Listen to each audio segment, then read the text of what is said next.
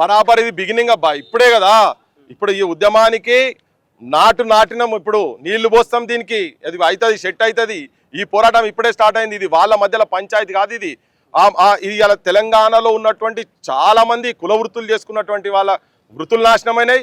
ఇలా కల్తీ వస్తువులతో తెలంగాణను సర్వనాశనం చేస్తున్నారు. తర్వాత ఇక్కడ బిజినెస్లో మొత్తం బతుకు లేకుండా పొట్ట కూటి కోసం వచ్చిన వాళ్ళు మన పల్లెంలో అన్నం షేర్ చేసుకొని తిందామంటే వాడు తినుకుంటా మనకు సున్నం పెట్టుడు కాదు, ఉన్న పల్లెం గుంజుకోపోతున్నాడు.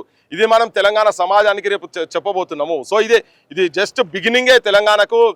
ఈ పోరాటానికి మాత్రం బిగినింగే. ఇది కనుక ఆపితే అమరుల ఆశయాలు నెరవేర్చినట్టు కాదు. ఇవి ఆపే సమస్యనే లేదు ఇక్కడి నుంచి. అందుకే మేము డైరెక్ట్ పోతున్నాం, అమరుల స్తూపం దగ్గరకు పోతున్నాము. మీ ఆశయాలు సాధించే వరకు మేము నిద్రపోయే సమస్యనే లేదు, పాలకులను నిద్రపోనిచ్చేది లేనే లేదు. సో ఎవరెవరైతే అవమానాలు చేస్తున్నారో వాళ్ళను తరోగా ఎక్స్పోజ్ చేస్తాం.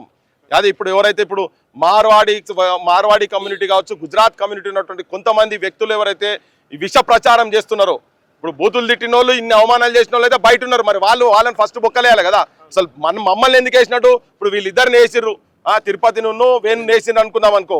వీళ్ళిద్దరిని వేసిండ్రు, వాళ్ళు సరే బంధుకు ప్రకటించరు. నన్ను దేనికి అరెస్ట్ చేసినావు? నువ్వు రాత్రి 12:30కు నువ్వు చెప్పిందే చెప్తున్నావు. నువ్వే ఆ రోజు నీ ఇంట్లో అరెస్ట్ చేసినాడు. నువ్వు అడిగినావు, నువ్వు ఏంది వారెంట్ ఉన్న తర్వాత కూడా అడిగినావు, నాకు వారెంట్ చూపించాలి, ఏం చూపించాలి అంతే.